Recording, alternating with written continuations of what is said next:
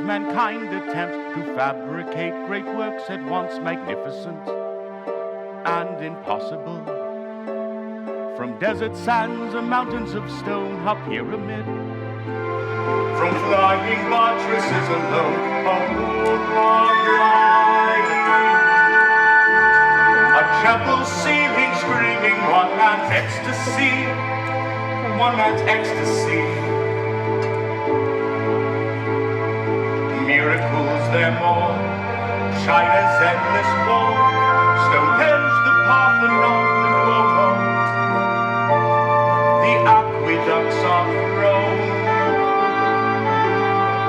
We did not attempt to make with mammoth blocks of stone a giant pyramid, no, not a pyramid, or Gothic walls that radiate with light. Our task was to dream upon and then create a floating city. Floating city. A human metropolis, complete civilization, sleek and fast, at once a pilgrim and the perfection of physical engineering. At once a poem and the perfection of physical engineering. How do they build Titanic near 1,000 feet in length? Huge beyond past endeavor, strong beyond mortal strength.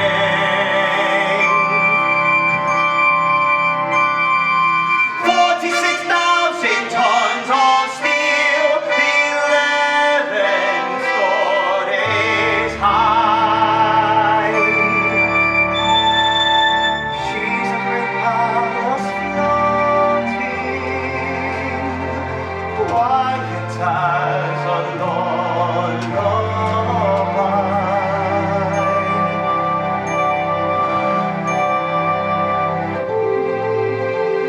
Fare thee well, my darling, I'll be back before a fortnight has passed. Very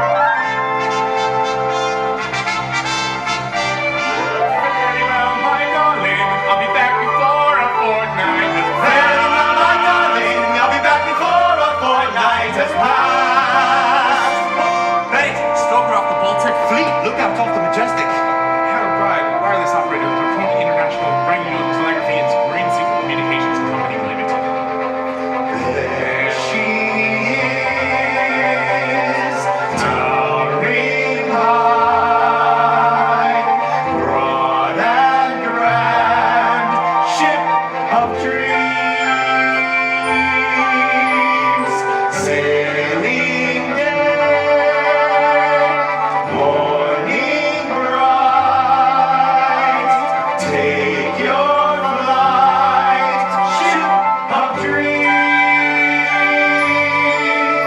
She strains at her lights, the smoke from her funnels trailing. Her prow like a knife, she'll cut through the waves unfairly. Soon to be underway. Size and speed unexplored, and I'll be aboard that ship of dreams. 7,000 heads of fresh lettuce, Titanic. Morning, Mr. Lightoller. Morning, Mr. Anders. Morning, Captain Smith. Morning, Captain. Morning, Captain. 36,000 oranges, Titanic. Morning, Mr. Hitchens. Morning, Mr. Murdoch. Morning, Captain. Morning, Murdoch. Morning, Captain. Mr. Pittman, please complete the loading of the freight and prepare for the boarding of the serving stock and crew. I am here.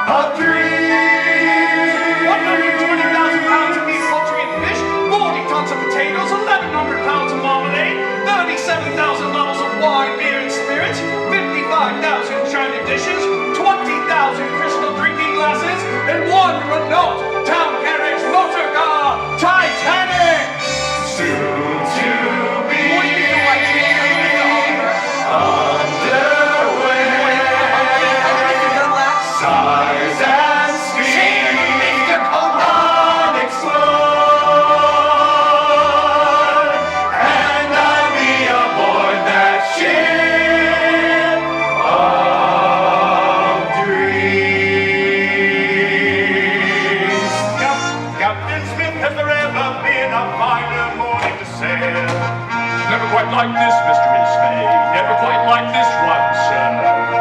Mr. Andrews has the line, never had a faster ship for the mail. Not as fast as this, Mr. Isfay. Never one like this one, sir. The pride of mankind, dominion over the sea. The dream of progress, it brings great honor to me. To be the master And the builder And the owner of the largest moving object in the world. Mr. Pittman, begin boarding the passengers. Third-class passengers, proceed at once to the gateway. Please bring your boarding documents and await further instructions. Holy Mother of God! Is that a ship or a mountain? It looks long enough so a body could walk to America. I'm Catherine McGowan, but everyone calls me Kate. I'm Kate 2, Kate Mullins. And I'm Kate 3, Kate Murphy. You think it's fate? It's not fate, it's Irish. Are you traveling alone? Not me, I've got a feller. See that good looking up ahead? I'm planning to marry him And when's that gonna be? as soon as I meet him.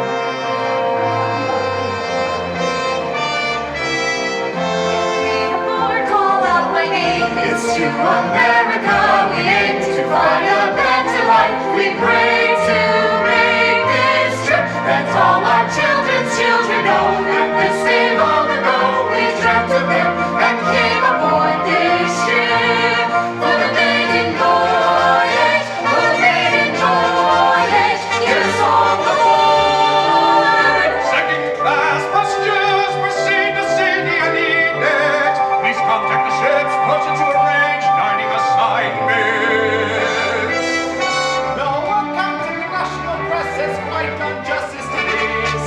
It's a sight for once in a lifetime. Yes, a sight for once in a lifetime. And the chance to run away and marry now we tour their peace.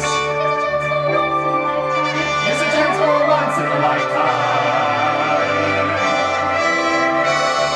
Can't wait to board that ship today. Be with her when she pulls away. And it's amazing, I must get on that ship, the largest, grandest on the earth. And I reserve the birth to be aboard. Now let's be toward that ship. The finest people will attend. The best among them will befriend. They'll stand right next to us. They at my fingertips.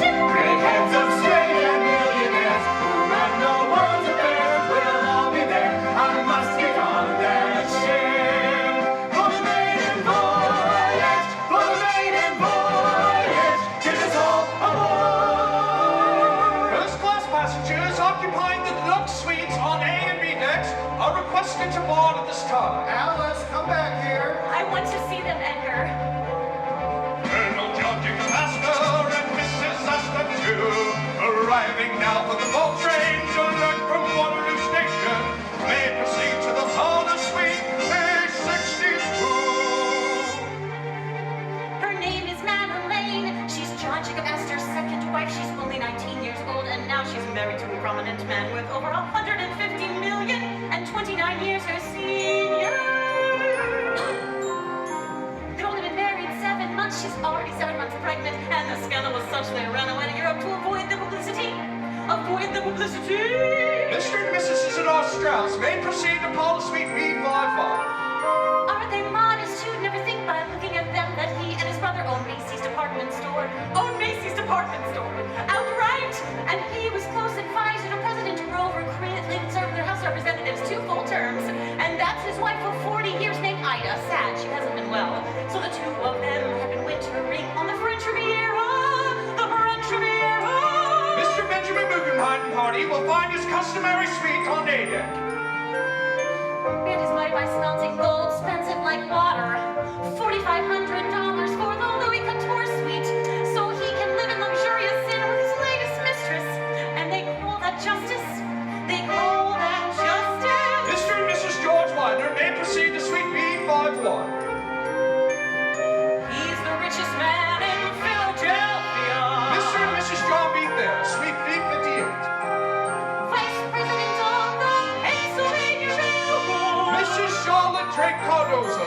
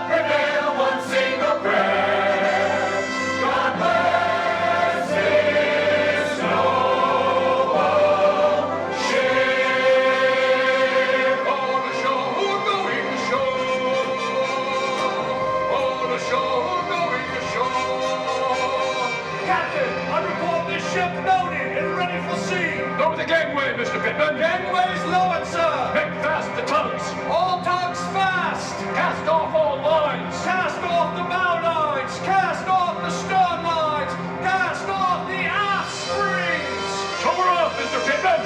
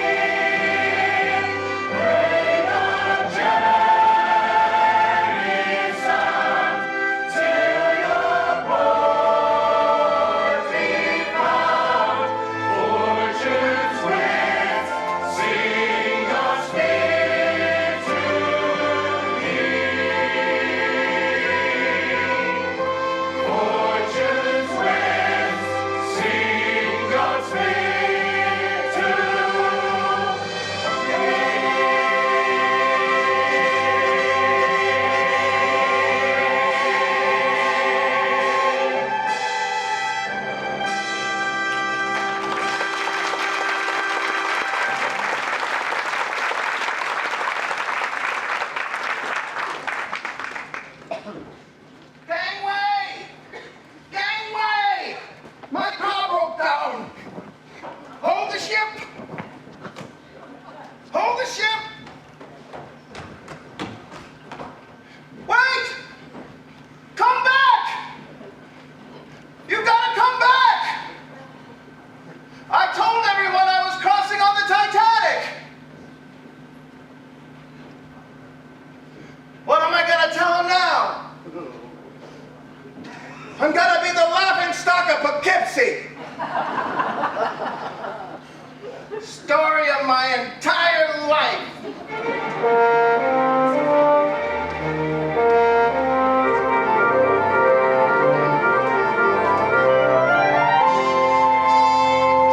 We've cleared Wolf Rocks, sir. Thank you, Mr. Murdoch. What's our present course? West by north, 281 degrees, sir. Steady she goes, quartermaster. Aye, aye, sir. Mr. Lightoller, what's our present speed? 19 knots, sir. Maintain 19 knots, Mr. Murdoch. Aye, aye, sir. Oil the rooms 1 through 6. Maintain 68 revolutions of the wing propellers. Ah, EJ. Now that we're officially underway, I thought a little celebration was in order. I don't allow alcohol on my bridge, Mr. Ismay. You know that, Mr. Inches. Yes, sir, I do. Well, technically speaking, EJ, it could be considered my bridge. Not when we're at sea, Mr. Ismay. I'm terribly sorry, sir. I'm afraid this bottle seems to have gone completely flat. I couldn't possibly allow you to drink it. Would you like me to fetch another, Mr. Ismay? Oh, never mind. Let it go. Thank you, sir. Again, my apologies. Thank you, Mr. Inches. Yes, well, with or without champagne, I would like to toast our ship, the Royal Mail Steamer Titanic. At nearly a quarter of a mile in length, she is the grandest, largest, and safest ship in history. The greatest contribution to transatlantic navigation since the very first crossing 420 years ago. Ah, Andrews, there you are. I was just congratulating the three of us on our magnificent contribution to society and the 20th century. Progress, gentlemen. I give you progress. If you'll excuse me, I do have my duties to attend to them. EJ, I was curious as to our present speed. 19 knots, Mr. Ismay. Really? I thought now that we've cleared land, we'd be going a bit faster. Andrews, tell me, I hear that 22 knots is needed in order to make a 6-day crossing. In your expert opinion, are we capable of such a speed? Oh, Come, man, you built the thing. Are we capable of 22 knots? Capable, yes, sir, I'm sure we are. Possibly a bit more if pushed. 23, probably, but... I'm very pleased to hear it. But it is customary for a maiden voyage to proceed prudently. But it's the maiden voyage that makes headlines. And I want this one to be a legend. So answer me straight, man, when can we expect to go full speed? When the captain orders it, sir. Well, in that case, we must persuade him to do so, mustn't we?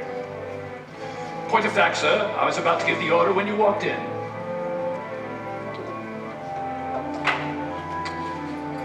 Mr. Murdoch, increase speed to 20 knots. 20 knots, aye, sir. Mr. Bell, increase steam. Give us 71 revolutions. 20 knots, well, it's a start. Carry on, gentlemen. Mr. Hitchens, watch your compass, you're drifting off course. I don't think so, sir. Don't argue with me, man. If I say you're drifting off course, you're bloody well off course.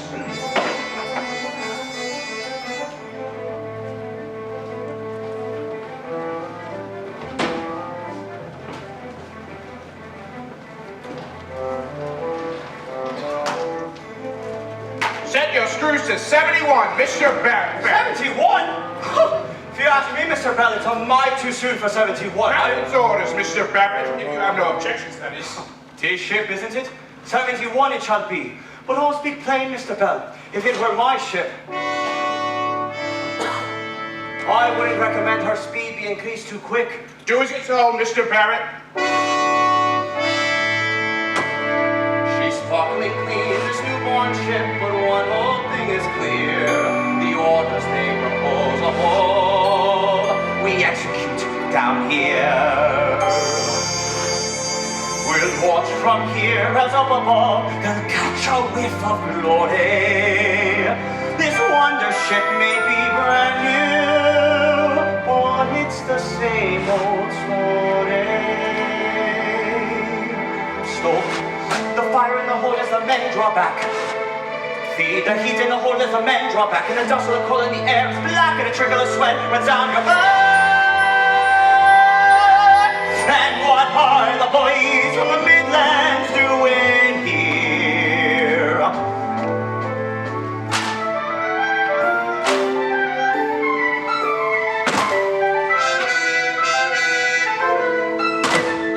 Coal it is that makes the steam that runs the machines that run the world, that send the men below the ground to mine the coal each day.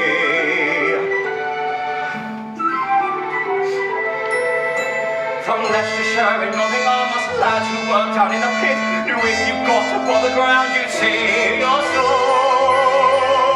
Some way, get out of the pit, and westward I knew I could run, and ship out to sea, and there my new life was begun.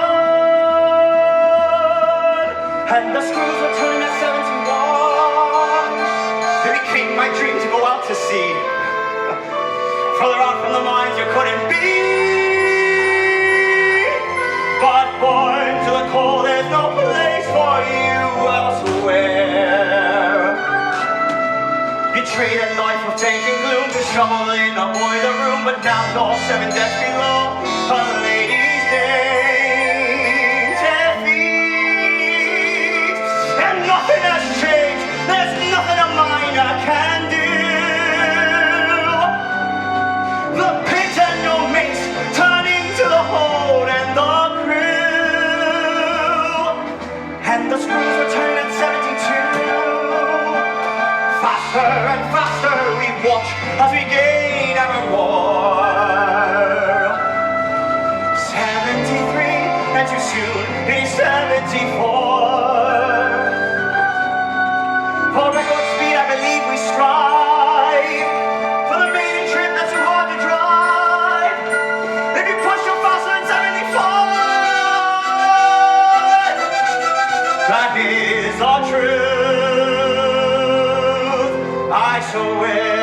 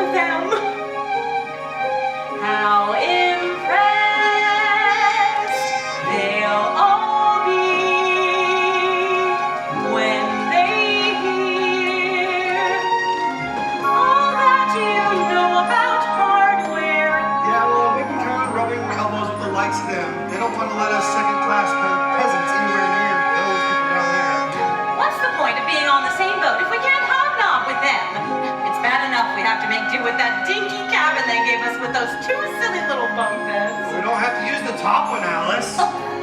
Calm down, Edgar. I'm telling you right now, I am going in there. If it is the last thing I do, I am going in there. Damn it, Alice! They don't want us in there. They want us right here. This is all we paid for, and it's all we're getting. That's not all I'm getting.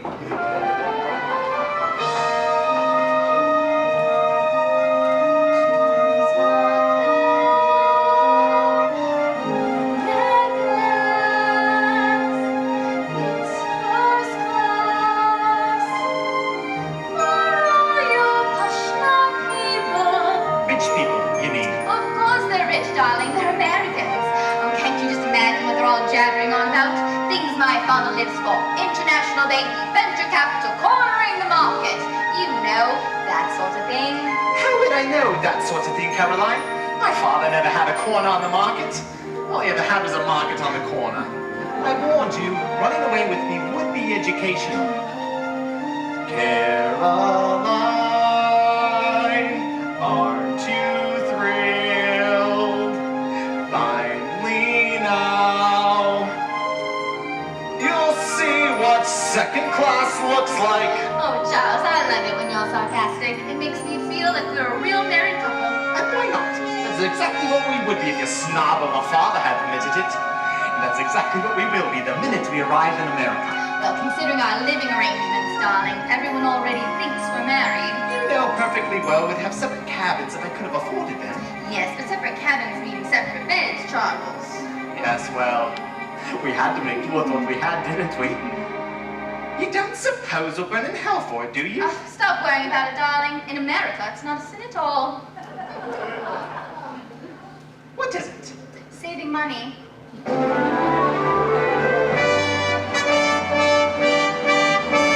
to Latimer, prepare to greet our clientele. Our meeting is imminent.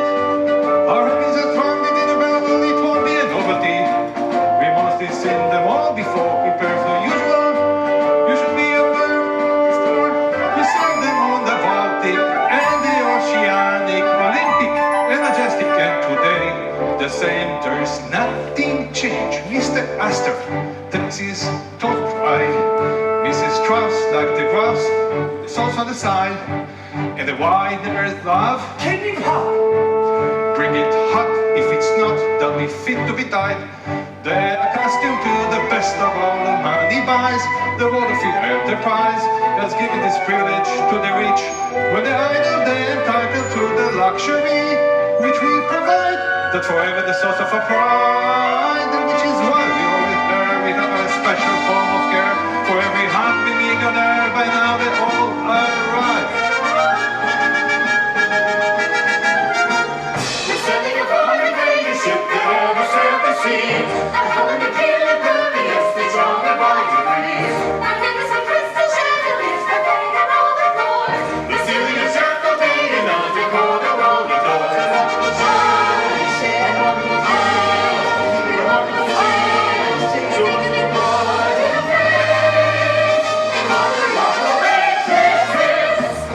The dinner seating for Thursday, April 11th is now being held in the first class dining salon. E.J., tell me, have you ever had so many distinguished Americans under your charge at one time? I'm sure you know most of them. Mr. Guggenheim, of course.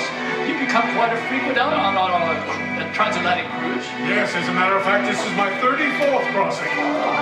Now, E.J., you haven't told us yesterday's mileage.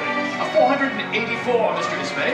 Are you pleased with that? Very much. It actually is better than I expected for the first day. Well, in that case, I'm sure we'll do even better today. Begging your pardon, Captain. Yes, Mr. Murdoch. Mr. Hitchens has requested his course. Says I would like to set a speed for 21 knots, and then have Mr. Hitchens set a course for 292 west-northwest. Oh, E.J., that seems very bold of you. That will save us how many? 3 hours? 3 hours, it's a northern track. Yes, it is. Excellent. Yes.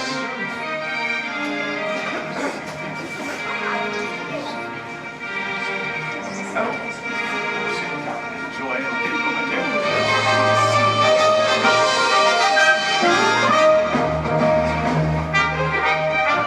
Because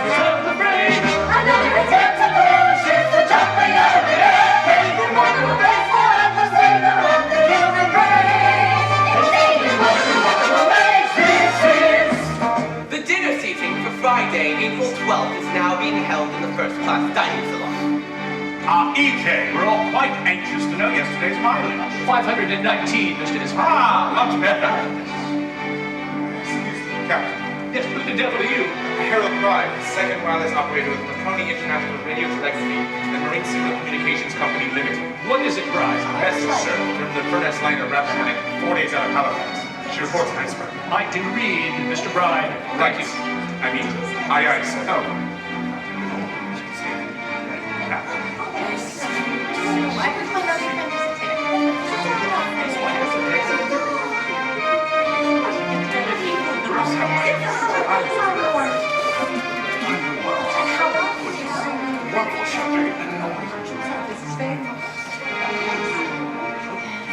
heard my other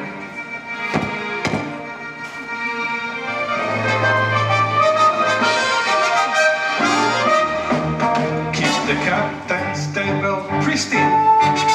Here we see the elite who we happily serve. Hear the dining on fine French cuisine. It's the creme de la creme, exclusive preserved. It's the pleasure of the leisure classes, great the sweet, to be where the captain sits, taking the dinner of the sea, giving deference to preference is our chief art. We play it back in a perfectly working machine. You should ever be aware this is a privilege, great and rare, a special burden that we bear in our respective lives. The dinner seating for Saturday, April 13th, is now being held in the first-class dining salon.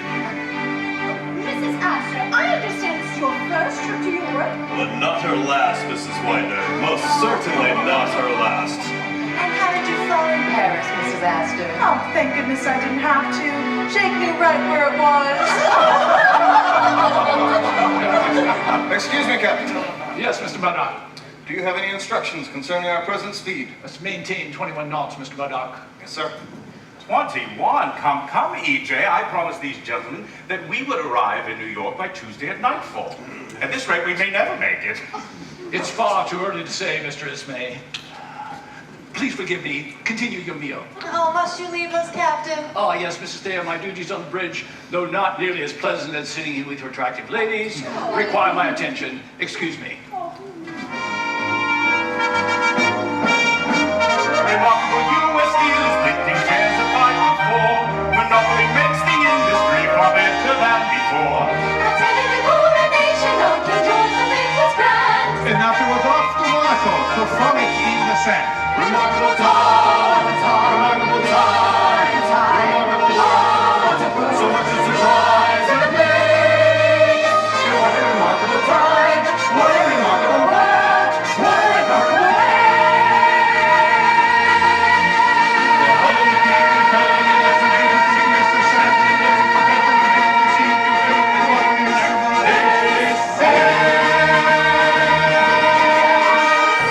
Sweets and after-dinner liqueurs are now being served in the Café Parisien.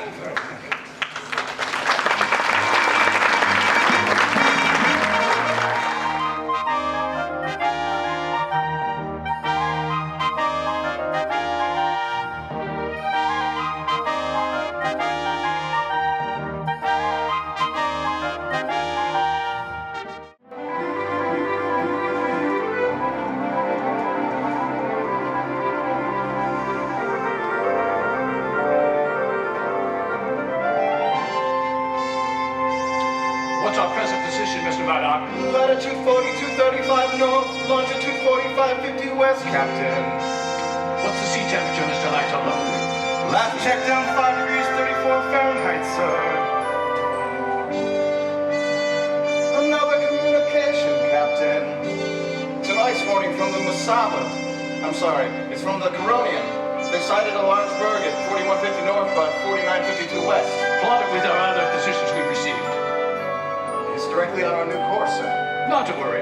It's 600 miles off. Still. Not to worry. We'll keep a sharp watch out, eh? Mr. Murdoch, increase speed to 22 knots. 22, Captain. Yes. Let's do everything we can to keep Mr. Ismay off the bridge. Aye, sir. Mr. Bell, increase speed. Give us 78 revolutions of the wing propellers. If I recollect right, Mr. Murdoch, you received your master's papers at the age of 25, the youngest man in the line's history, yet here you are, still without a ship of your own. What are you waiting for, Mr. Murdoch? Well, the master of a ship carries a heavy responsibility, sir. Every single minute, Mr. Murdoch. I'm just not certain that I'm up to it. The master of a ship must be certain, even when he's not. And I'm as certain as I am that this is my final crossing. Captain. Yes, I informed the liner of my wish to retire after 43 years of service. But they persuaded me to stay on to see the ship through this maiden voyage. My wife was a bit disappointed, of course, but how could I refuse? Take over, Mr. Murdoch. Yes, sir.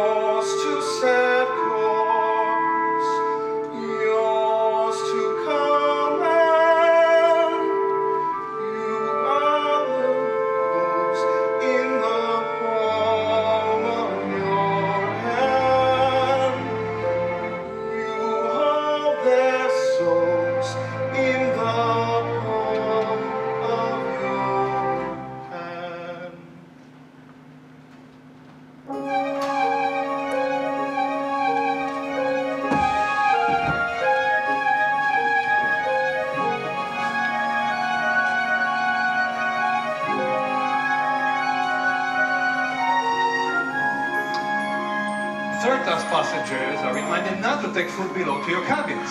What's the reason for that then? It encourages the rats. They've got rats on a brand new ship. They're always the first to board. Well, they're welcome to have part of my share. Sure. And the entire family could live a week off of what I've been leaving on my plate. And all of it for free. Free? Are you daft then? And what do you think they charge us every bit of 60 shillings for our passage? What do I need with all this fine cloth and electrical light? Well, Jim Farrell, when I get to America, I'm going to have fine cloth and electrical light and a whole lot more where that came from. Including my own personal bathtub. All right, straight to the top I will.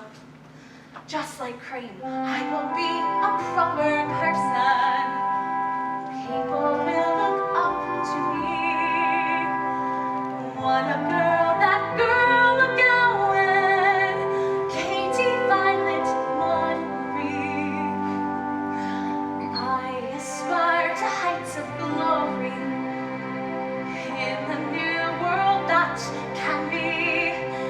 In that grandest nation I'll stand tall, reach my very highest hopes of all. I'm aiming to have a real profession, I am. Me too. Me three. I want to be a ladies' maid in America. In America, the streets are paved with gold. I want to be a governess in America. In America, it's better, I am told. I want to be a sewing girl in America. In America, all souls where I am old. There's a place called Chicago. I've seen it on the map. There's a place called Maryland. I've seen it on the map. There's a place in America called Albuquerque. And I'm hoping it's a bit like Donegal. Oh, I'm hoping that it is. There, I'm hoping that it is. Where am I dreaming? Am I hoping? Am I scheming? Am I praying? Am I wishing to be happy when I'm truly not that? I want to be an engineer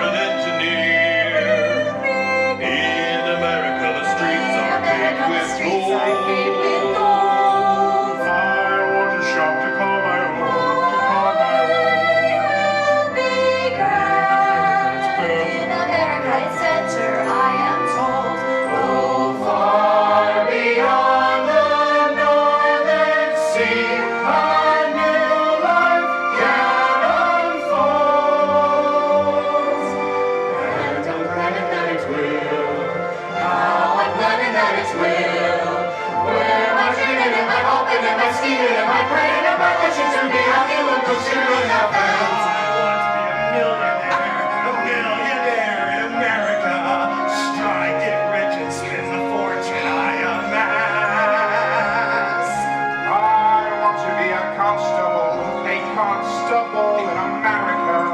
In America, you rise above your class. Oh, there's a place your industry and talents can be sold. And I'm certain that it will. There, I'm certain that it will. Where am I dreaming? Am I hoping? Am I scheming? Am I praying? Am I wishing to be happy? Will come true enough that I want to rise above myself. I will be grand. Gonna sing it so big with soul. I want to be a lady's maid. Millionaire engineer. In America. Better place for me than you. Better land to suit you. Better land for the baby.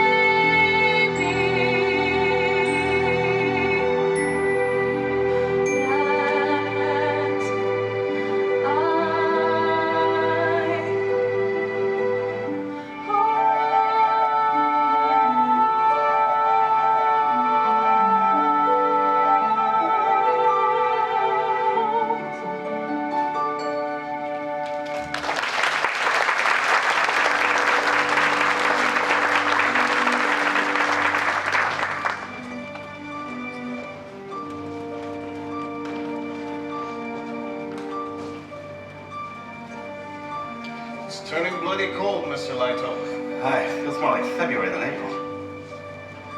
Ah, Andrews, there you are. I've been looking everywhere for you. I wanted to get your opinion on how you think the crossing is going so far. Not as well as I'd like to, Mr. Ismay. We've got a few problems. Really? Such as what? I'm rather disappointed in the water pressure on the upper decks. And the kitchen staff are complaining that their sleeping quarters are overheated. Well, there's gratitude for you. In my father's day, they'd be lucky if they had heat at all. I wanted to just know if you're satisfied with our current speed. I think so, sir. I don't mind telling you, I'm a bit disappointed. I mean, the skies are fair, the ocean's calm. Why aren't we going faster? We're already going 22 knots, sir. That's faster than any other White Star ship's ever managed. Tell me, Andrews, you chaps at Harland and Wolff also built the Cunard ship. Was Titanic intentionally designed to go slower? I really must protest the implication, Mr. Ismay. When your father ran the line, he demanded safety and comfort before speed. Cunard may get their passengers there a little faster, but White Star gives them a far better ride. It's a new world, Andrew. You see, these days, people want speed above everything else. In fact, Americans would gladly lose their lunch over the rail if it meant to getting to New York a day sooner. Oh, Mr. Ismay, is there something I could do for you, sir? Yes, E.J., I was wondering if you could now predict with any amount of certainty our arrival in New York by Tuesday afternoon. I can only say it's possible, sir. Possible, but it's imperative. You see, if we're delayed till Wednesday getting into New York, it's going to put us back a full 24 hours for our arrival in England. And Titanic must be known as a 6-day ship. Look, E.J., even the bloody Krauts can do it. I mean, and if second-rate tubs like Kaiser Wilhelm and Deutschland can do it, so by God shall we. I could say that we will do everything we can, sir. That's all one could ask, isn't it?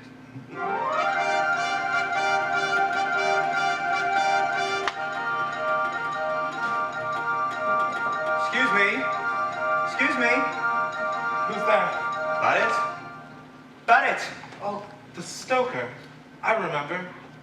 Welcome to the most important place in the whole ship. What can I do for you? I heard you could send a message back to England? You heard right, all right. Sitting right here, I can communicate with the most important people all over the world. Yeah? Yeah, I'd help you out, but one sec. There's a message coming in. It's iceberg warning from the Baltic. That your old ship. Yeah? As you can see, I'm awfully busy, so what can I do for you? Sure the captain know about that iceberg then? Oh, don't worry. I've sent them half a dozen warnings just like it. If you ask me, they don't know what the bloody hell they're up to in there. It's like they say in the telegraphy business. You can't be in the radio telegraphy business and remain a Christian. So, how much would it cost to send a message back to me girl in England? Sort of a romantic message? Very pretty, but romantic or not, the minimum rate's £2, 4 pence. 2 bloody quid! That's twice what they pay me to America and back! Hold on. Maybe I can offer you a professional discount. Yeah? What'd that cost? Let me see.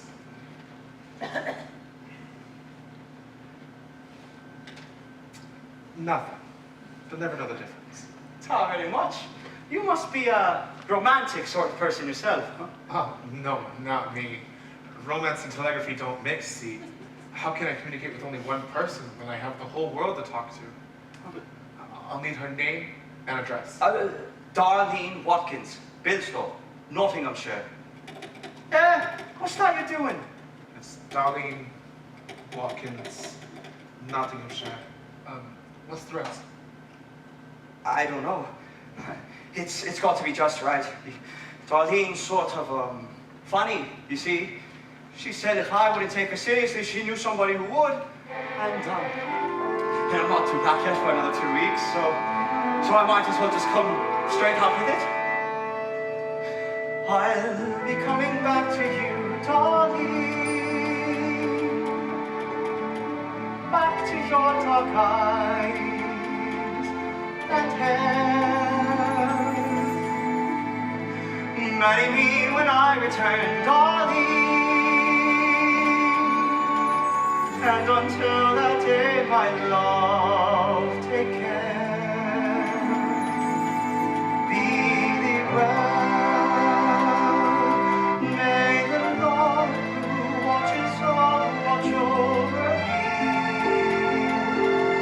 May God's heaven be your blanket as you softly sleep. Marry me when you're finally in my arms, you'll plainly see this devoted sailor's heart and soul are yours to keep.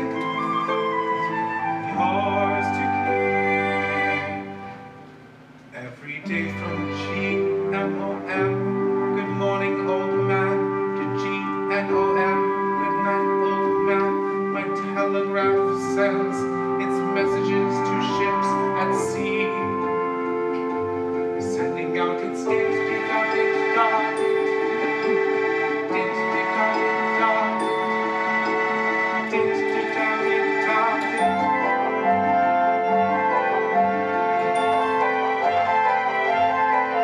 I was young and shy, detached and sad. Spent my days indoors, old on land. While they smoked, few friends, I kept myself to myself, quite alone. Then I found Marconi's telegraph. It could span the planet's width by half, 50 yards, 2,000 miles, the same, just the spark, sound, the tone. My life came alive with 1,000 voices, eating to be heard, and each and every one of them connected to me. And my life came alive with 1,000 voices, tapping out each word, like 1,000 people joined with a single heart beat, tapping out our dee-dee-da-dee-da-dee.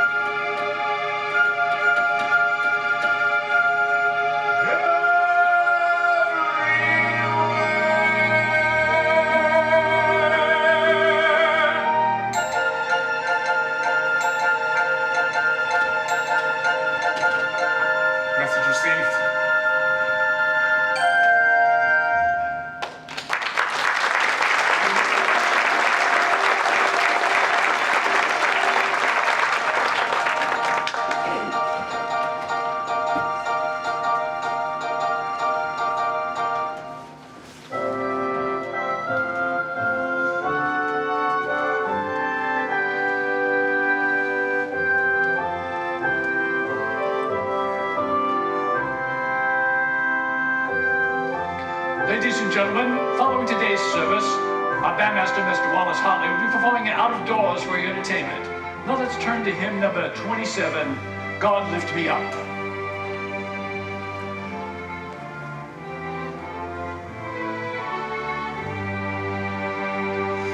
God lift me up in mighty waters, keep my eyes on things above. Righteousness, divine atonement, peace and everlasting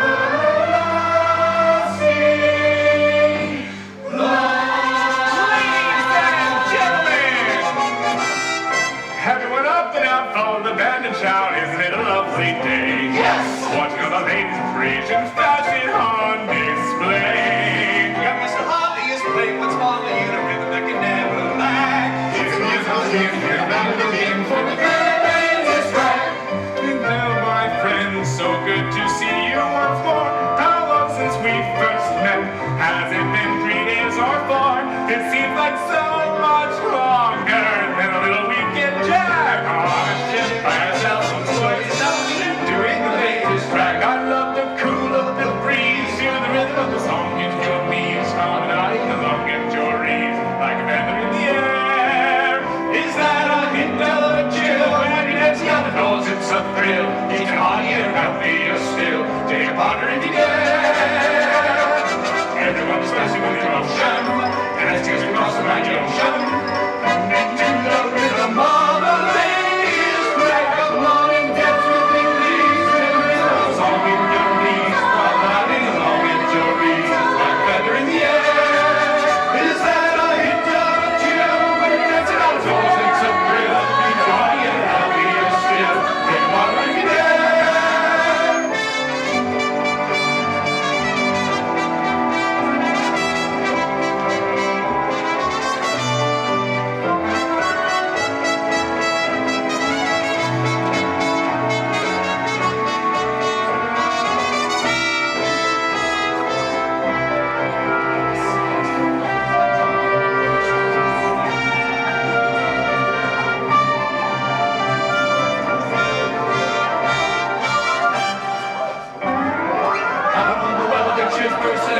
Feel all the ocean sprays up along the road. Now they go on a swell, they bring all your days shining. You can turn around the pump barrel, all that gets loud, down and all the rest I'll say.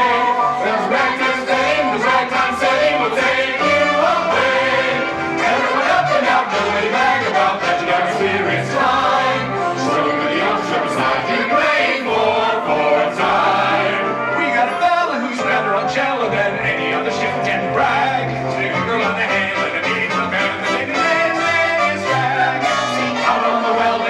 So now that feel all the ocean sprays. I'm on the upper hotel, we go on a swell deck, great organization and aim. Go for a while, then it's all the all of the rest I say. That the right time setting, the right time setting will take you away. And the right knees, strong in your knees, all riding along in your knees, like that in the air. Is that a hit of a chill? When that knows it's a thrill, it's not even healthy.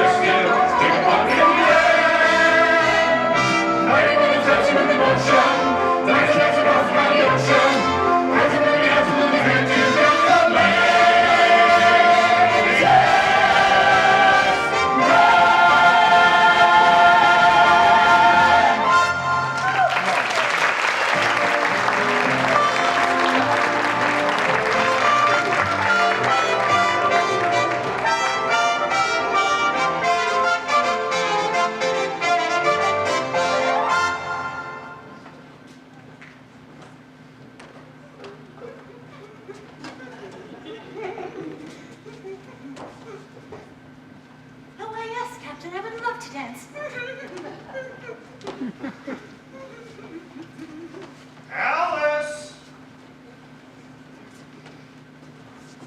I have been looking for you everywhere.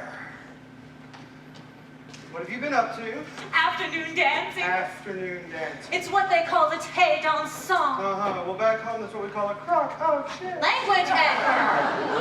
Come on, little girl. I really don't think they want us up here. Well, applesauce, Edgar. I have danced with the first class, Edgar. It was oh such a dream come true. That class isn't for our kind, Alice. That won't do. Haven't you noticed, Edgar? These days, nobody's better than anybody else. Take the Weiners of Philadelphia. I stood right next to them, Edgar. They have this extremely handsome son, Harry, the Harvard man. I'll tell you God's honest truth, Edgar. I'd let that boy marry our Lucy in a second. Well, that's half the battle.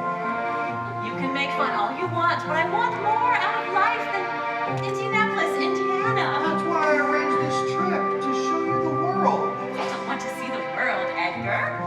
There's too many other places I'd rather see first. There are hotels on islands, Edgar.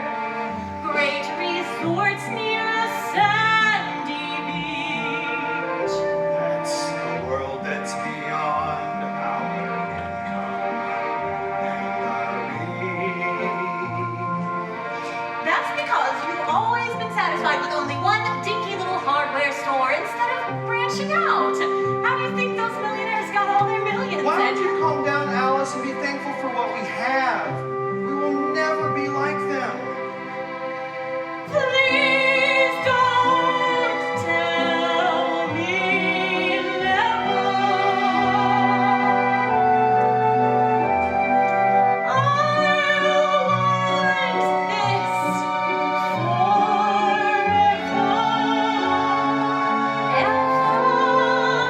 a new world around us, Edgar. Won't you ever give up that view? I want more than we've got now, Edgar. Why don't you?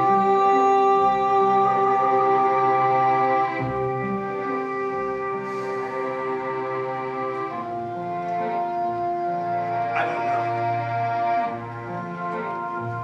What do you suggest we do about it, Alice? I don't know. I'm going for a walk now, Edgar. I need to be alone for a while.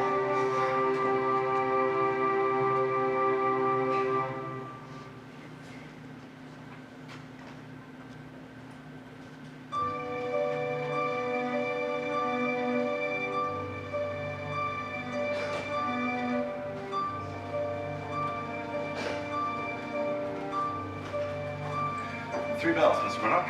Thank you. Take over, Mr. Lightoller. Continue our present course. West-northwest, 292 degrees. West-northwest, 292 degrees, sir.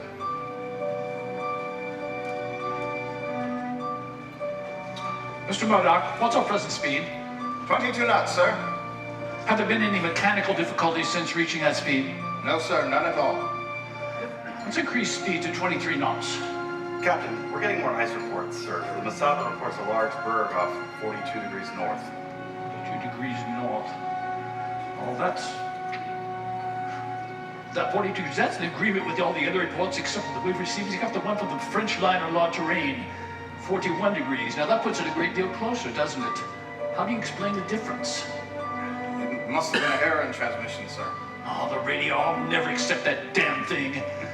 Unfortunately, I'm afraid it's here to stay, sir.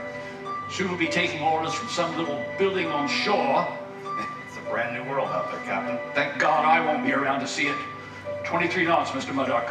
Yes, sir. Mr. Bell, increase speed. Give us 81 revolutions of the wing propellers.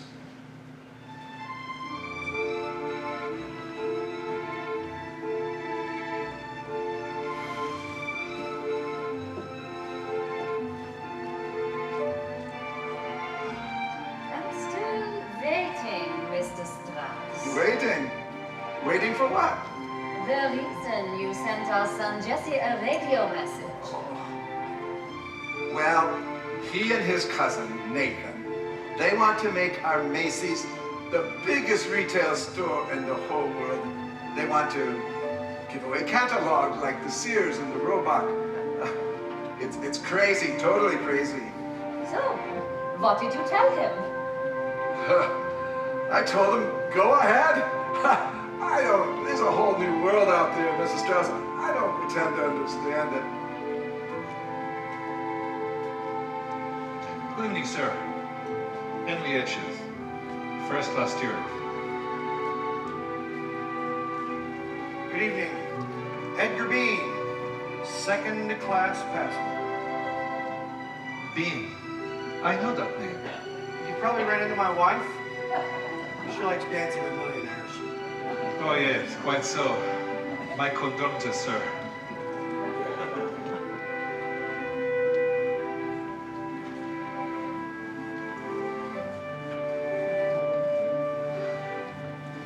That's a far-off look I'm seeing in your eye, Catherine McGowan. Which far-off places are you looking at? America or Ireland? If you must know, I was thinking about a friend of mine, a very dear friend. It seems she's made a mistake. A mistake she couldn't get rid of. She should be more careful.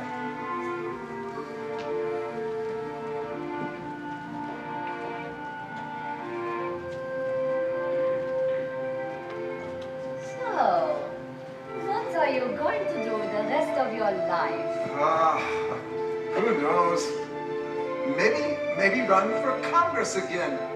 You know, to tell you the truth, I kind of liked it up there. And the best part is you don't really have to know anything. It seems she wants more out of life than I can give her. Is it not always the way, sir? I had a wife once. What happened? Nothing. I still have her. In all my years, I never saw it so calm.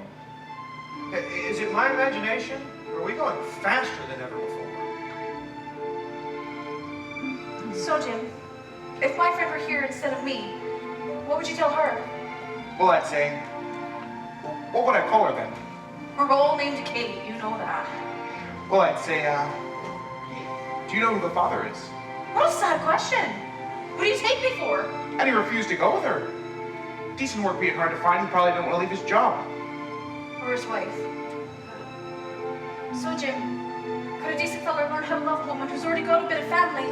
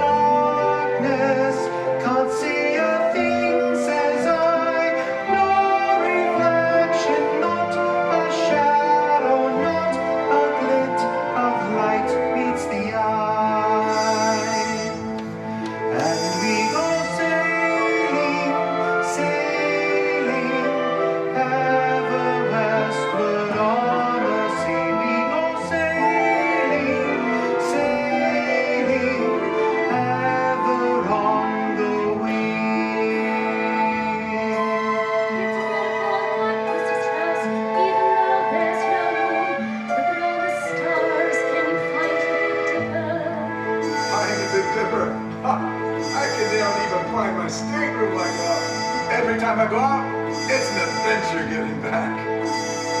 Maybe you should drop breadcrumbs. Feel how cold it's getting, Mrs. Strauss.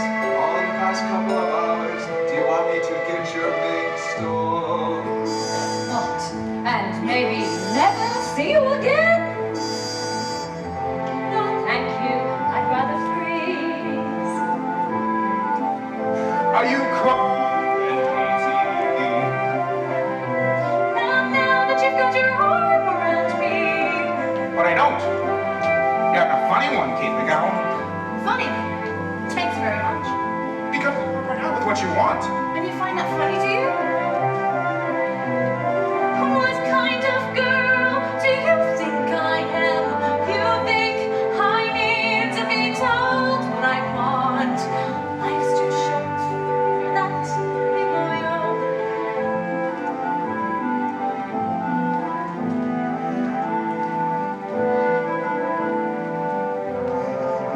weather's quite changed, Mr. Lightoller.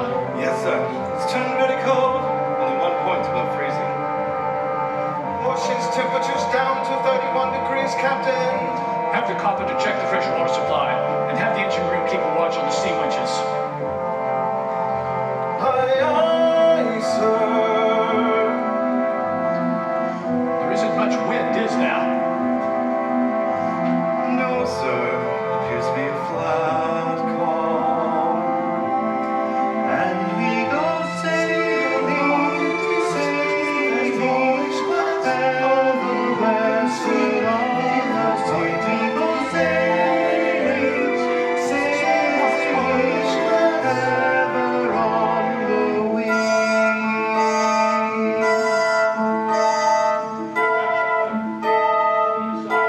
Sharp watch out. The naked eye, that's something you can depend on. Thanks, sir. Good night. This is the bridge. Nice pump price.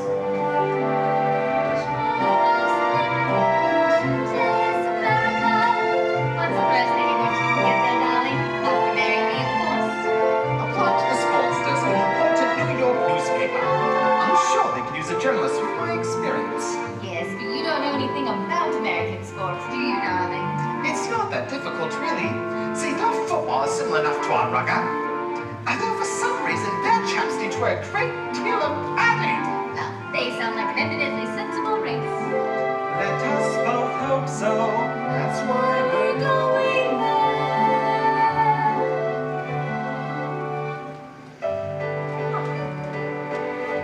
Madam, this is the smoke room.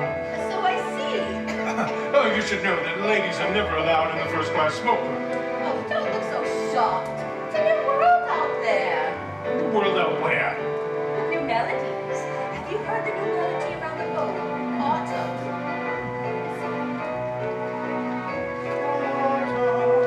Shall we all meet in the autumn, golden and glowing by autumn?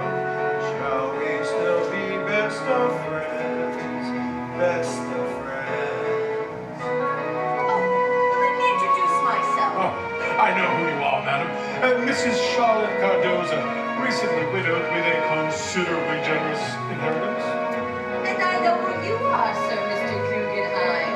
You and your merry-go-round of young companions. Oh, you seem to enjoy shocking people, madam. I've heard you described as a modern woman by people who don't intend it as a compliment. And I've heard that you are more known for your family's wealth than your business acumen. Also not meant as a compliment.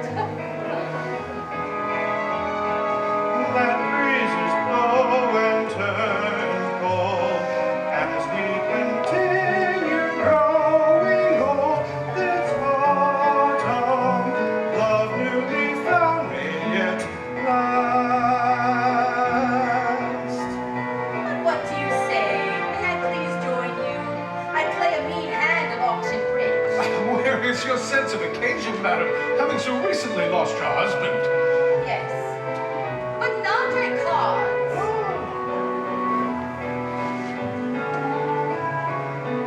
So, Catherine McGowan, what immodesty are you going to say to me next, then? I'm going to say, Jim Farrell, will you marry me? For the love of God, Kate. I know it's the new world we're going to, but we haven't got there yet. Don't you leave nothing for the minute to say? He can say yes. We're gonna need each other when we get there, me boyo. And me baby's gonna need a dad. So we better settle it right now. Will you say yes then? Well, I might as well. Chances are you wouldn't take a no anyway. So, actually, let's throw me down at this.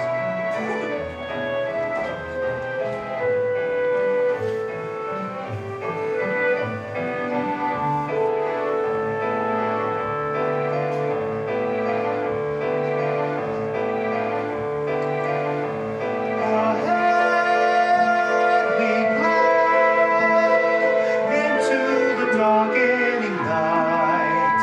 Can't see the bow. How then to search with only starlight? No, shall we all meet in the other side? Golden and glowing.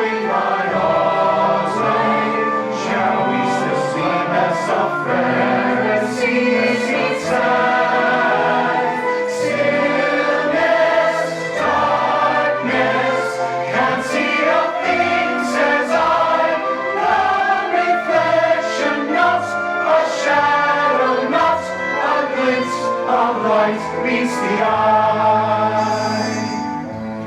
And we go sailing, sailing, ever westward on the sea. We go sailing, sailing, ever on the wing.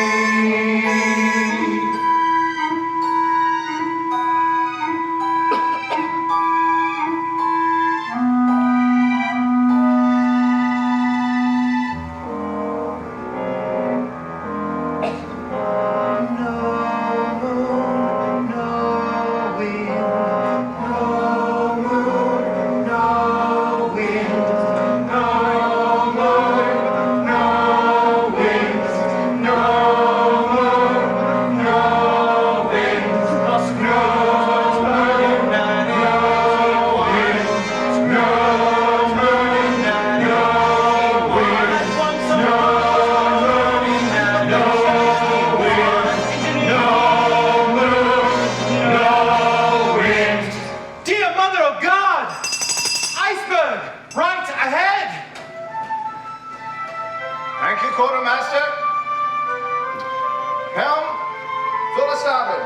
Full to starboard, sir. The helm's hard over. Engines, full astern. Full astern, sir. The bow is reacting 2 degrees to port. The distance, Mr. Fleet. A quarter mile, maybe less.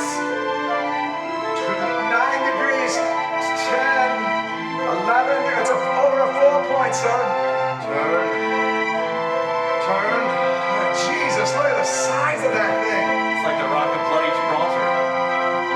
We're gonna clear it, sir. We're gonna clear that starboard. Yes. I believe you're right. I think we're going to miss it.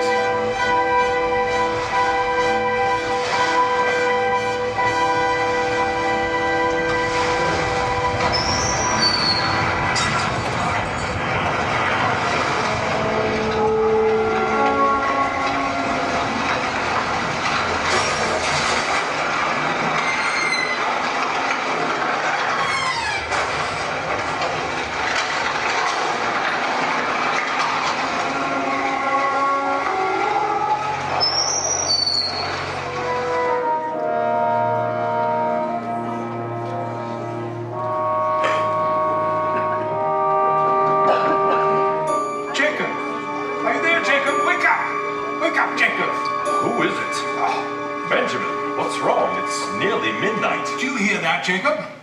No, I hear nothing. Precisely. The engines have stopped. Stopped? Yes. By God, I believe you're right. Wake up. Wake up. Mr. Etches, why have the engines stopped? I didn't say, Mr. Guggenheim, but I don't suppose it's anything much. Wake up. Wake up.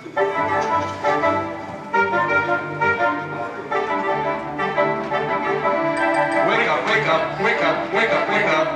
Wake up, wake up, wake up, wake up, wake up. Wake up, wake up, wake up, wake up, wake up. Wake up, wake up, wake up, wake up, wake up. First class passengers, proceed at once with the solo. And bring your life preservers and await further instructions. Jacob, look what I found on the deck. There must be a ton of it. Ah, be a good sport, Benjamin, and break me off a piece from my glass. Ladies and gentlemen, the captain will be most grateful if you would proceed to the Grand Saloon. And please rest warmly.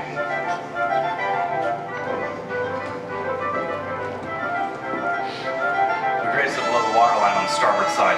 How bad is it then? I don't know yet. All stations, damage report. The exact time of impact was 11:40 p.m. Perhaps one of us should enter into the log? If we only grazed it, it couldn't be that bad. Then we have nothing to worry about, have we? Report, Mr. Murdoch. Captain, we struck an iceberg on the starboard side. We don't know yet the extent of the damage, but I've taken the liberty of arousing the passengers. Yes, I want them on deck wearing life preservers. We could use a drill. We haven't had one yet, have we?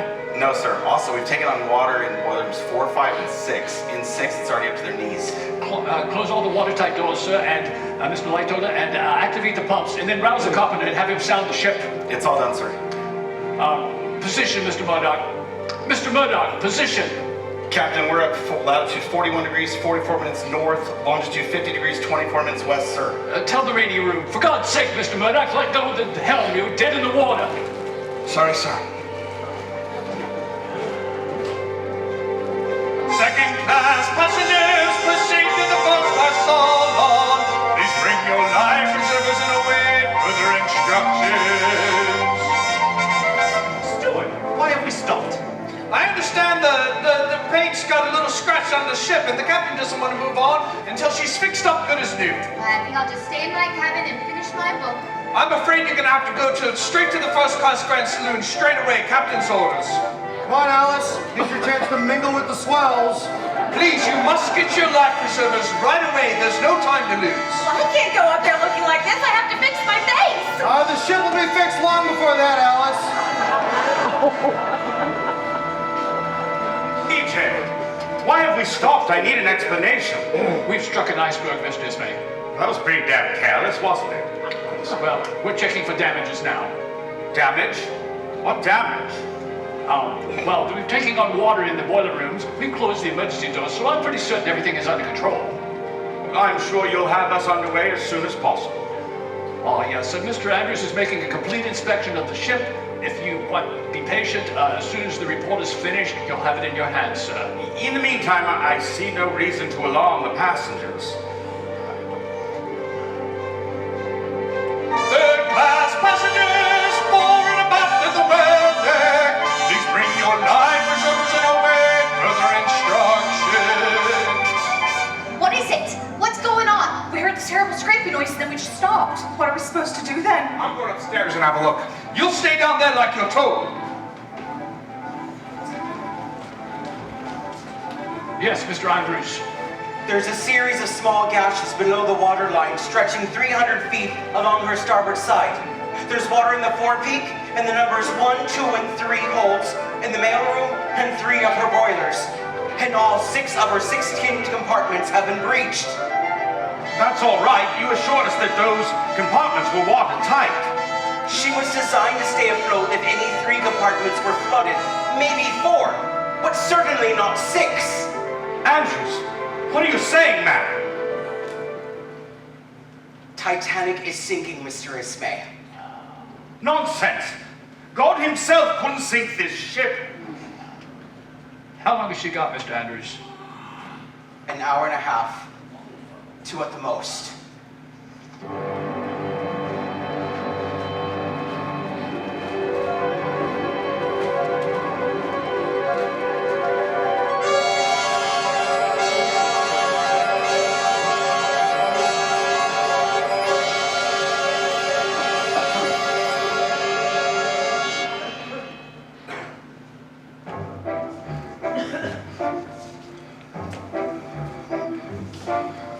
Strange and quite disorienting being here. Recently awakened from a dream. How the lights burn, every crystal bright as a star. Dressed in your pajamas in the grand salon. Looks to be bizarre in the extreme. Things would improve if the steward opens the bar. Oh, it's a memory I want to keep. Now I would like to go back to sleep. Dressed in your pajamas in the grand salon. Wondering if things are what they seem. Can it be sure? Do you ever know where you are? Ladies and gentlemen, your attention please. The captain would appreciate it if you were all wearing your life preservers. Mr. Edges, over here, Mr. Okay, what we do, Mr. Astor? Are we in any danger? Danger, Mr. Guggenheim, on this ship? Mr. Astor, please, your life belt. Mr. Guggenheim, please put it on now. Captain's orders. Ladies and gentlemen, wear your life belts. Mrs. Widener, if you would, ma'am. Mr. Thayer, we must exist now. It's a day of formality, there is no cause for concern. We will be on our way. A minor delay, A simple precaution, a moment of rest. We'll be on our way.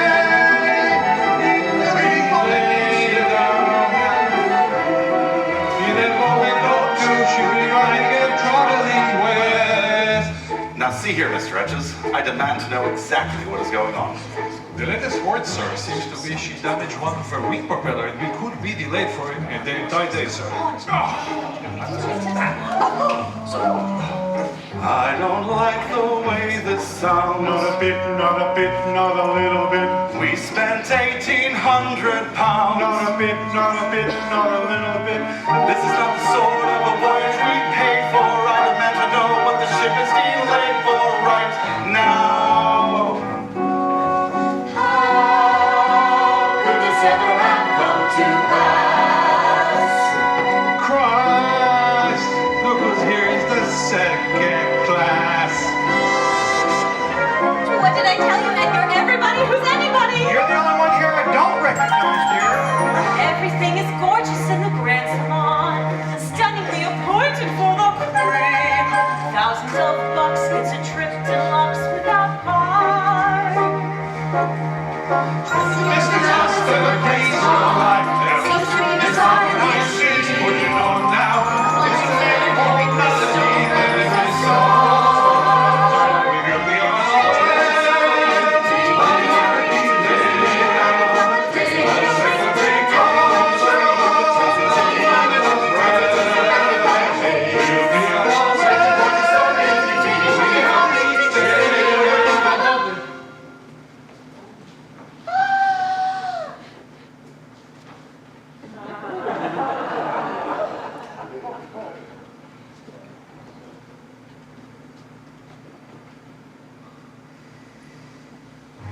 Mr. Guggenheim, please upstairs now. Mrs. Wonder, if you would bow, it's a mere formality that is all wrong. So we'll be on our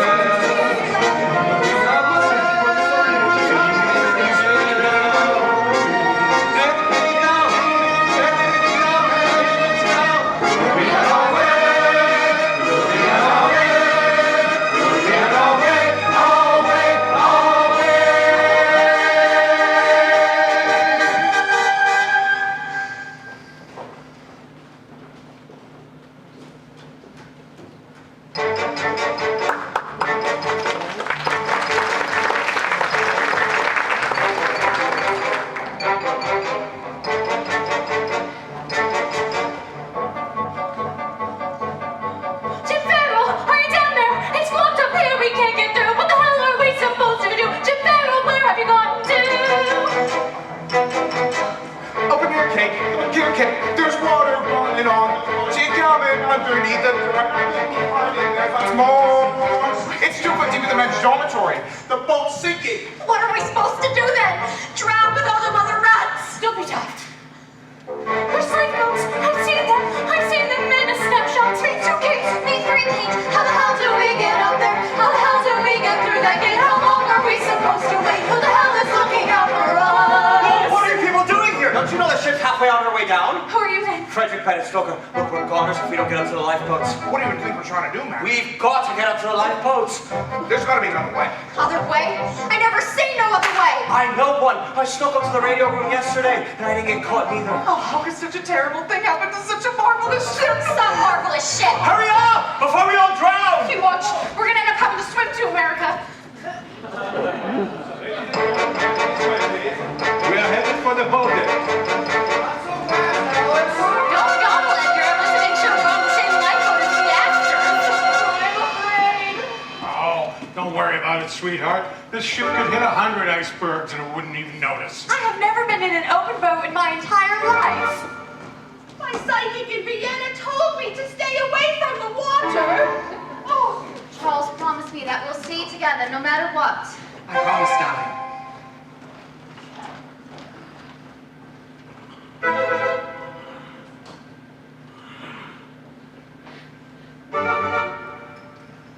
Captain, Yes, Mr. Andrews. I'm sure it hasn't escaped your notice, but there's an excess of 2,200 souls on this ship, I'm aware of that, sir. but only room for less than 1,000 in the lifeboats. The liners seem to be satisfied with 20 lifeboats. How many would it take to save every man, woman, and child on board? 54. But the management felt that more than 20 would take away too much deck space for the first class, which means that more than half of us are going to die in approximately 90 minutes. Not if a ship arrives, sir. Do you know of one? I'm on my way to find out now. All first and second class passengers are on the boat deck as ordered, sir. All third class passengers below the well deck awaiting your instructions.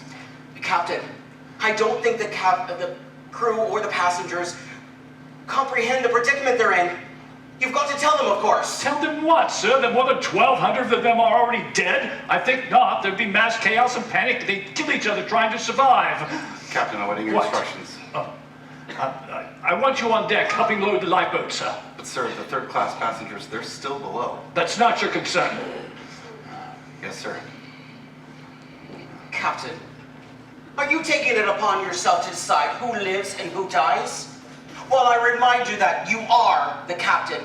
You are not hired to play God. Then let God decide. Well, it seems to be he's favoring the first class. How so? They're the ones closest to the lifeboats, aren't they? Well, then maybe he'll even the score by sending us a ship. CQD Titanic. CQD Titanic. Situation critical. Mr. Radio Man. Situation critical. Mr. Radio Man, have you reached any ships? Can't you see I'm busy? Go bother the captain. I am the captain. Yes, sir. Have a seat. Mr. Bride, have a seat and continue. Sorry, sir. Have you reached any ships in the immediate vicinity? 6 or 7, sir. The closest seems to be the Carpathia, a Cunard liner. I'm familiar with the Carpathia, Mr. Bride. They acknowledged our CQD at 11:58 p.m., saying we turned and are coming hot. How far are they, sir? 58 miles, sir. 58 miles. That's 4 hours away. There's got to be something closer than the Carpathia. There was one other one, sir, the Californian. Her signal was much stronger than the other ones. I'd put her at around 10 miles, but since the accident, I haven't heard anything since. Why not? I don't know, sir. EJ, you've got to do something. What do you suggest, Mr. Ismay? We need another boat here immediately. The nearest one is 4 hours away. 4 hours? We'll be at the bottom of the ocean by then. What about the Californians? You said she was closer. I'm sure she is, sir, but still, no response. You must demand a response. Those smaller ships only have one radio man, sir. They must have signed off and gone to bed. Keep trying, for God's sake. There's a new distress signal I could use, the SOS. It's much simpler to read than the CQD. I could try it. Try anything, sir. Yes, you sir. must rouse that ship. SOS Titanic. SOS Titanic. Situation critical. Come in, Californian. Where are you, old man? Why the hell don't you answer? Something can be done to help us. Thousands on board, trusting and warm, roused from their sleep, sent up above, unsinkable ship. What is she now? What is she now? Possibly she won't go down. Possibly she'll stay afloat. Possibly all this will come to an end on a positive note. Not unless the ship could fly. Not unless we all sprout wings. Honestly, sir, I have built her from scratch, and I know certain things. If you know so much, why didn't you know to prevent this? What's to become of us all now that Providence said this? This is your work, mister, and you have done us in. Where's her leak-proof bulkhead? Where's her double skin? It's your job if someone must take the blame. It is you.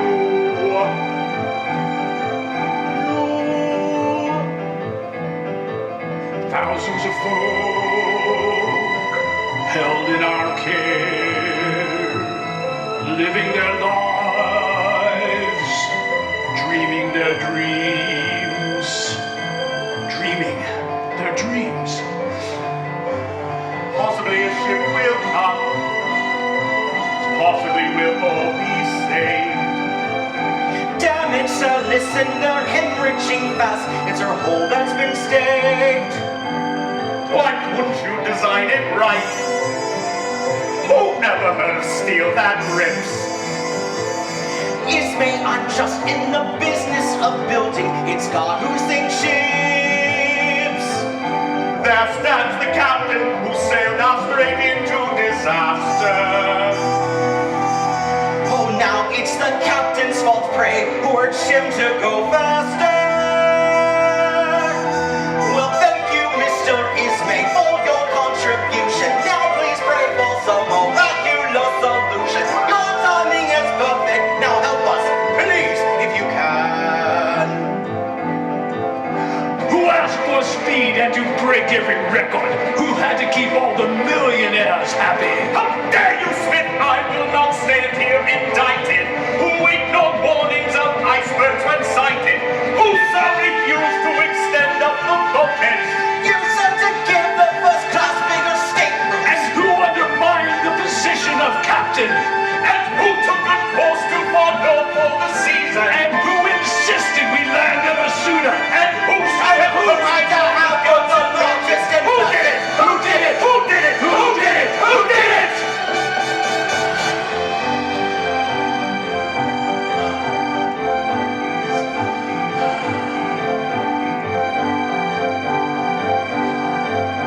Possibly the Lord will act. Possibly he will provide And indicate how an unthinkable fate can be somehow denied. Somehow denied. Your work, no one else's. My doing, no one else's. there's only one captain, and I was in charge. This is my ship, no one else's.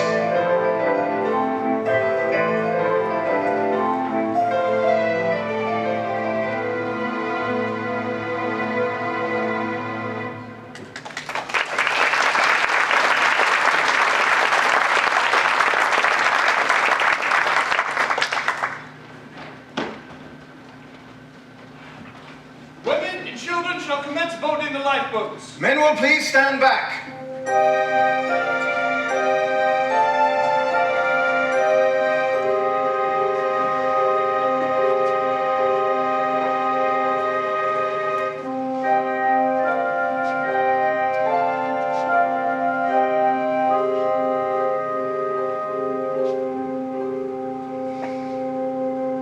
You and I are getting on the lifeboat.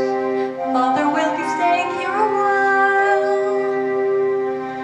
It will be like rowing in the serpentine. Come along and let us have a smile.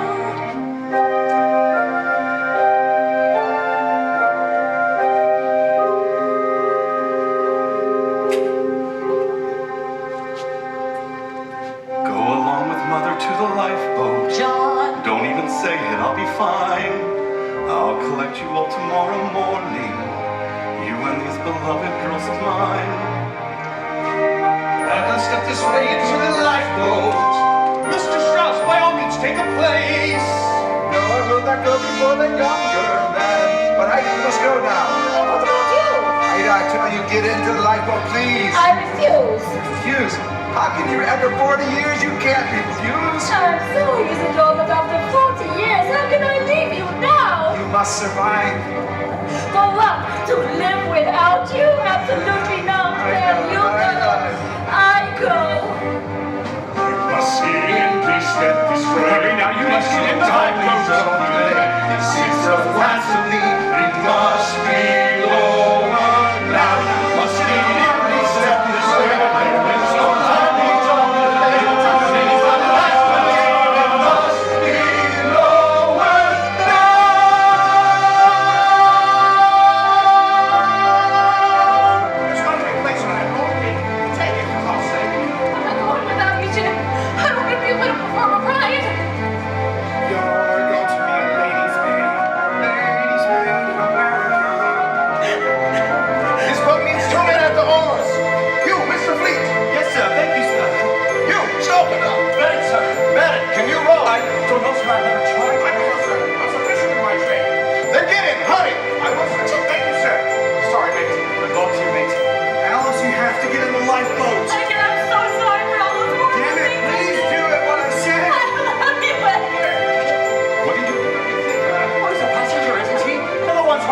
wages. You will never get the place now.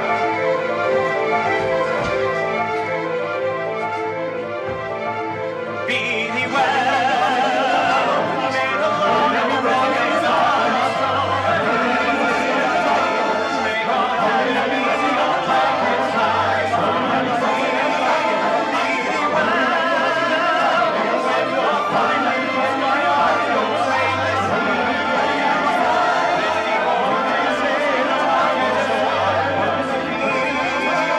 Be yours to keep.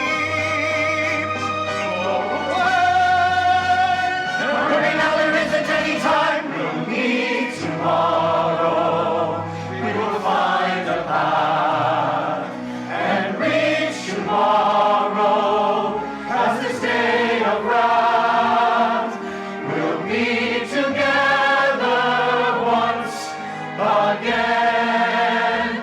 Cling to your hopes and prayers till then.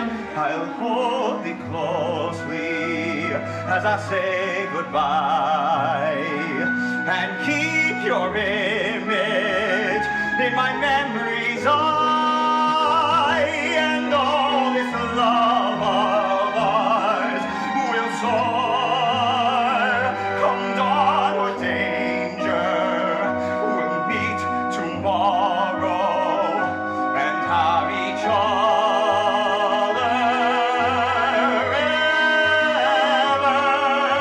evermore. Give us tomorrow and another hour. Let our reunion come within our power.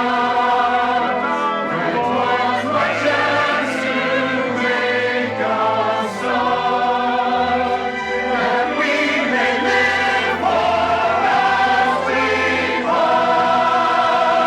Come say you love me as I kiss your eyes. Let one brief moment make eternal ties. If tomorrow is not in store, let this embracing replace forever. Keep us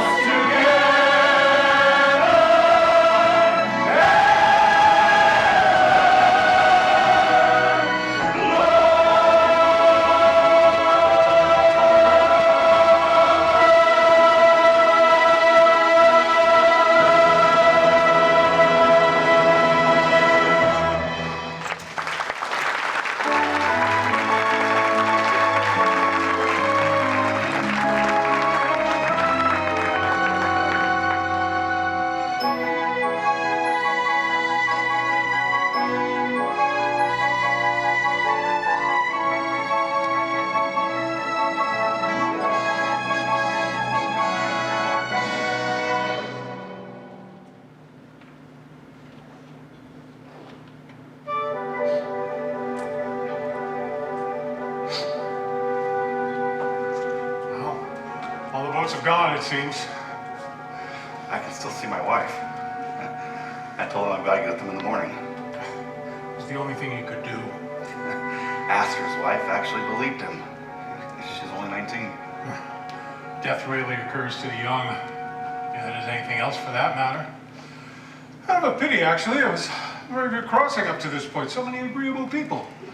Although, a few too many climbers, I think. It seems like anybody that has a few $1 million nowadays considers themselves rich. I can't help but think, do you suppose we had this coming? The hell you say? My God, Benjamin, what have we ever done? I'm just thinking about something that Balzac said. He said, behind every great fortune lies a great crime. So, what do you say? Let's confess. Who will go first?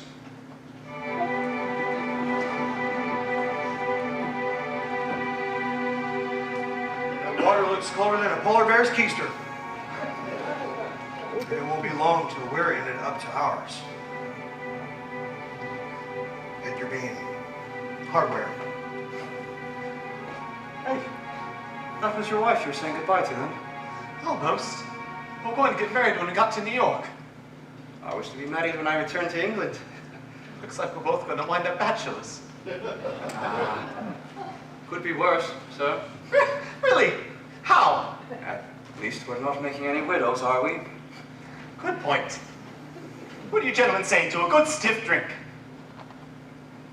I'd say one won't be nearly enough. All 20 boats have been launched, Captain.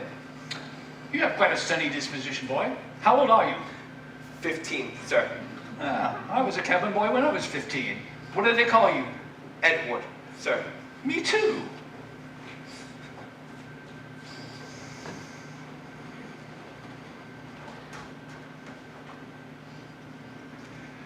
All of the berries in first class except one are safely away, sir.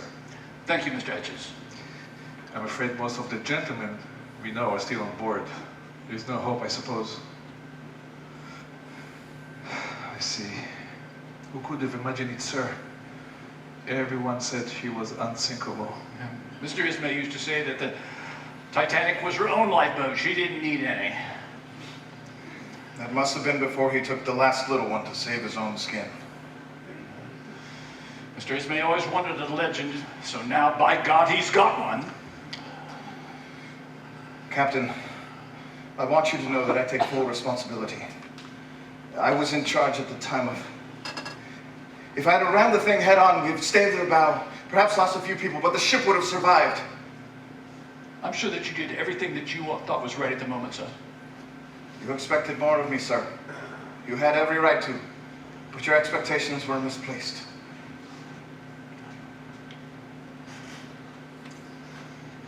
I've been incredibly fortunate in my 43 years of service. I've served on every ship in the White Star Line.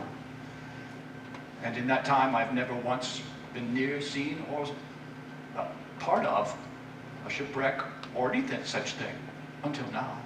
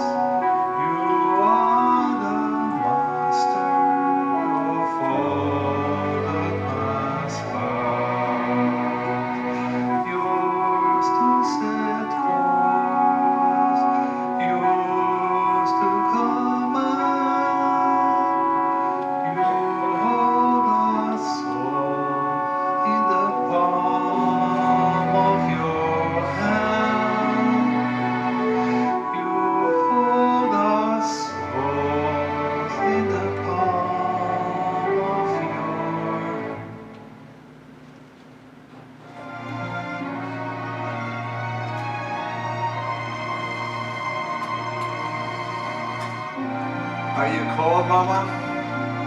Maybe I'm always cold. Let me blow on your fingers.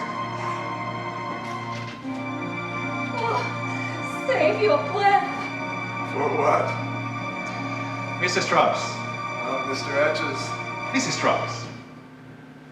Have the champagne. Oh, so do we have something to celebrate, Mr. Etches? I brought the Cristal of 1898. It's the last bottle left.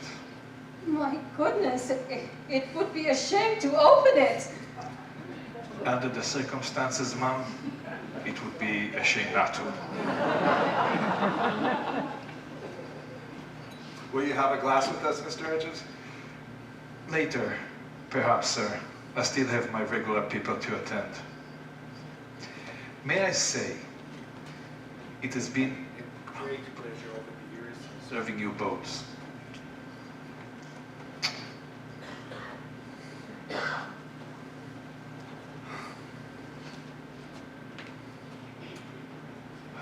To us?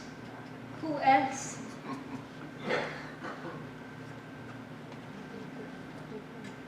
No. But still a pretty good-looking fellow. I have to be to keep such a beautiful wife.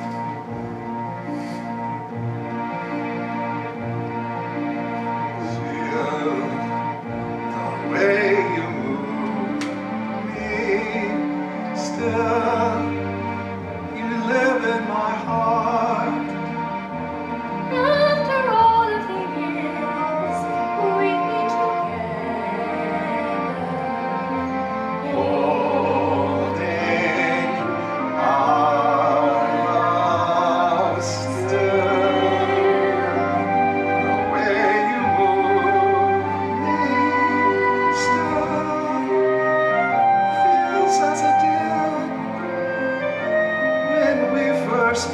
mine.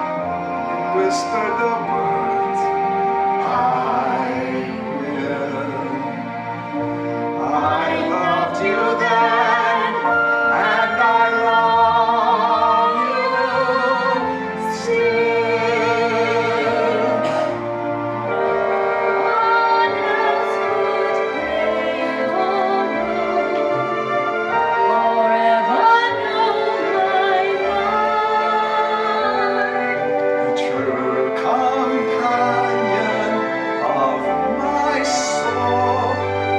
I won't turn from you. I've learned from still through fortune's changes. Still, always we've known that the promise we made kept us as one.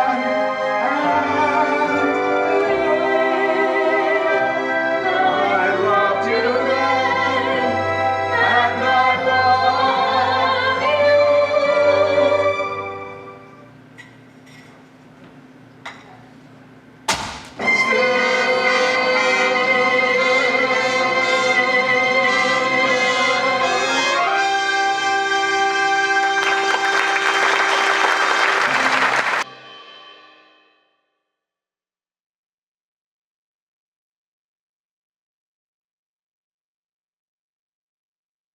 I declare this vessel lost. From now on, it's every man for himself. Just a cursory look at the blueprints here show the weaknesses that we have missed. How the water poured in a 300-foot gash and caused the bow to float and to list. And it filled to the top where separate watertight compartments and began to overflow. Because the walls in between the compartments are too low. She's only sinking because these bulkheads of a deck too low. Here's a thought, take a line, extend up the walls to the brink. It's a small redesign, but when it's done then I know she can't sink. Like this, and like this, like this, and like this. Mr. Hitchcock, I'm getting a go of it, Mr. Hitchcock.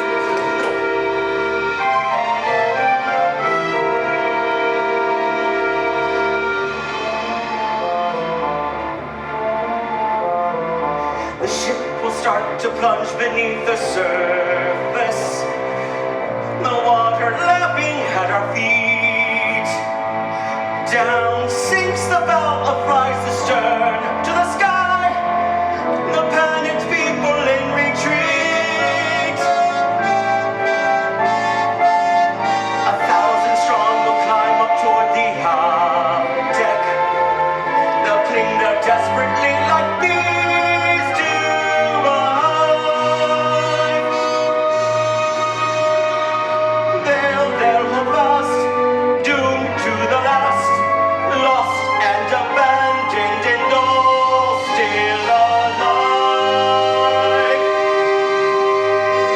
A few of them will hang there from the railings, as one by one they drop away. More than 250 feet they will fall, and after that I cannot say. I will not say. The rest in swans will overrun the boat deck. They'll lose all sense of right and wrong. It will be every man for himself, all right. The weak thrown in with all the strong. First class, the third and second will be nothing, and sheer humanity alone will prevail. One single class, brute, arts and crass, that's what will come of the world that set sail. Autumn, shall we all meet in the autumn? Shall we all meet in the autumn?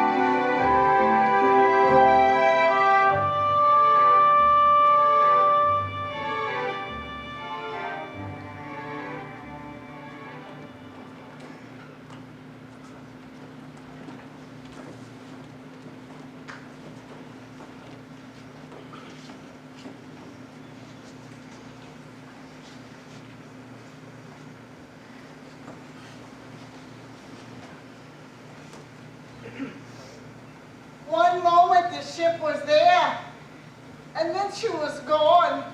There were over 1,000 poor souls floundering in the freezing water. We wanted to go back for him, of course, to pick him up. But they would have swamped us. Then none of us could have survived. The sound they made was deafening. Like there was an entire football stadium out there in the dark somewhere. And then, after half an hour, it just stopped. I'm ashamed to say, I was relieved. I'll hear those voices for the rest of my life. I shouldn't have taken that seat on the lifeboat. It would have gone empty. There were more than 450 empty seats left on the lifeboats. It was so very cold. The women were so brave, all alone in the ocean. If only I had seen that iceberg before it was too late. If only they hadn't kept increasing speed. If only the Californian had heard my call. I stayed with the key till the end. They could have saved every man, woman, and child aboard. We were only 95 miles from land. When dawn came, we could see ice everywhere. It was all bathed in pink, and hundreds of deck chairs floating in the water. All of them poor women and children who never made it to the lifeboats. All 50 bellboys, none over 15 years old, went to the death without a whimper. And all of the musicians kept playing on until the very end. With only 711 survivors, 1,517 souls had lost their lives. Including the man I call my husband. And my husband. And my husband. And my father. And my husband.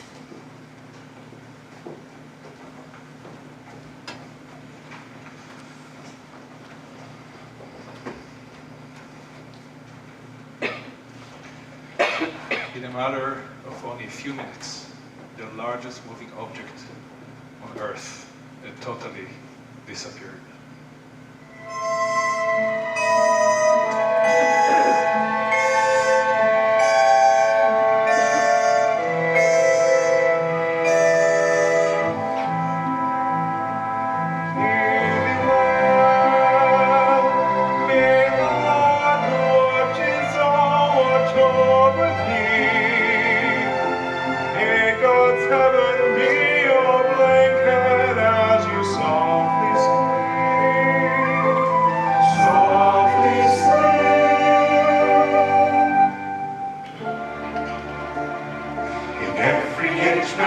Attempts to fabricate great works at once magnificent and impossible. Desert sands from mountains of stone, a pyramid from flying buttresses above, a wall of light. Chapel ceilings screaming one man's ecstasy, one man's ecstasy. Miracles that fall, shine as endless fall, so hedge the rock from mountain to home. The aqueducts of Rome. We did not attempt to make with mammoth blocks of stone a giant pyramid. No, not a pyramid. No Gothic walls that radiate with light. Our task was to dream upon and then create a floating city. Floating city. A human metropolis, a complete civilization. Sleek and fast. At once a poem and the perfection of physical engineering. At once a poem and the perfection